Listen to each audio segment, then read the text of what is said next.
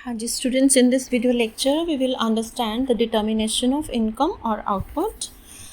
Keynes की theory जैसे हम देख चुके हैं कि टू सेक्टर मॉडल है और क्लोज्ड इकॉनमी है। गवर्नमेंट इंटरफेरेंस को, स्पेंडिंग्स को, रिवेन्यूज़ को इग्नोर किया गया है। सो टू सेक्टर मॉडल में जैसा कि आपने सर्कुलर फ्लो ऑफ इनकम में पढ़ा है, आपका इक्वेशन बन जाएगा। इनकम के टू पार्ट्स हैं, y = c+i। So this is house hold sector and this is the firm sector. So this is the equation. इसमें अब हम कंजम्पशन फंक्शन का इक्वेशन देख लेते हैं और इन्वेस्टमेंट ऑटोनोमस इन्वेस्टमेंट है। I = आप देखते हैं I के ऊपर बार लगाओ। So it is autonomous investment, that is public investment जो कि निवेश सरकार के द्वारा किया जा रहा है। स्वतंत्र निवेश है, independent of the level of income and profits. Consumption function को देखें तो ये शॉर्ट टर्म कंजम्पशन फंक्शन है जो केन्स में आप पढ़ते हो। C = C0 + BY। ठीक है, C is consumption function, C0 is autonomous consumption means स्वतंत्र उपभोग है, और Y लेवल ऑफ इनकम है, और B जो है this is marginal propensity to consume. So C0 + BY।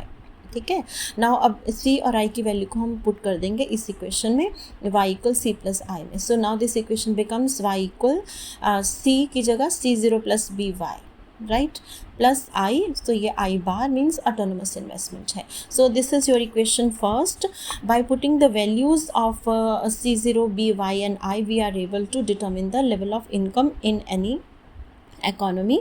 अभी आप एग्जाम्पल देख लेते हैं। इनकम इनिशियली मान लेते हैं कि इनकम इज़ 0। कंजम्पशन आपका जो C0 ऑटोनोमस कंजम्पशन है वो 25 है, और B MPC इज़ 0.75 और इन्वेस्टमेंट ऑटोनोमस इन्वेस्टमेंट 75 है। Okay, so now putting all the values in this equation, we are able to determine the level of income in an economy. Y = 25 plus 0.75 into 0 plus 75. So this comes the value 100 rupees or 100 crore. Okay. Now in the next time period we can find out the value of in the next time period. So this will become Y1, right? So again C0 plus BY plus investment है I, right. So 25 plus 0.75 MPC। अब Y की जगह यहाँ हमने 0 डाला था क्योंकि initial level of income 0 था। Now level of income Y1 में निकालते हुए 100 हो गया प्रीवियस इनकम, तो ये 0 की जगह अब 100 हो जाएगा। So this is 25 plus 0.75 into 100 plus 75, this is investment. So by solving this we get the level of income now has increased from 100 to 175 and so on. You can find out in the next time period. So this is the second time period. So Y2 second time period में आप देखेंगे कि equation वही है 25 plus 0.75 into, अब Y जो previous level of income है शुरू में 0 था, फिर 100 हो गया तो हमने यहाँ 100 लिखा, अब 175 है तो यहाँ Y की जगह BY है ये पार्ट, तो this is B and Y की जगह 175 जो प्रीवियस पीरियड का लेवल ऑफ इनकम है, plus 75 investment. So after solving it we get the level of income is determined equal to 231.25।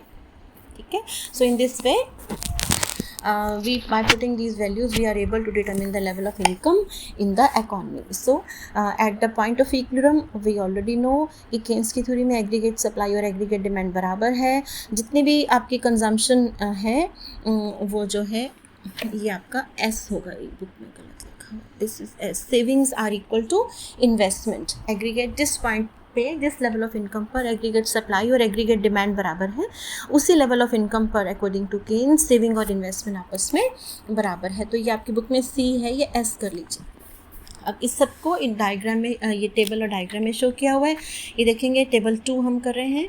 Level of income दिया हुआ हमें, कंजम्पशन लेवल है, different levels of income पे डिफरेंट लेवल ऑफ कंजम्पशन है, उसमें से हमने Y - C करेंगे तो सेविंग्स आ जाएगा, और इन्वेस्टमेंट हमें गिवन है 75 ऑटोनमस इन्वेस्टमेंट की फॉर्म में। सो लेवल ऑफ इनकम जब 0 है तो कंजम्पशन 25, C0 पार्ट जो है, ठीक है। सो सेविंग्स -25 हो गई, लेवल ऑफ इनकम 100 हुआ जो हमने कैलकुलेट किया है, तो कंजम्पशन 100, Y = C और सेविंग 0 है, ठीक है। इन्वेस्टमेंट 75 ही चला आ रहा है।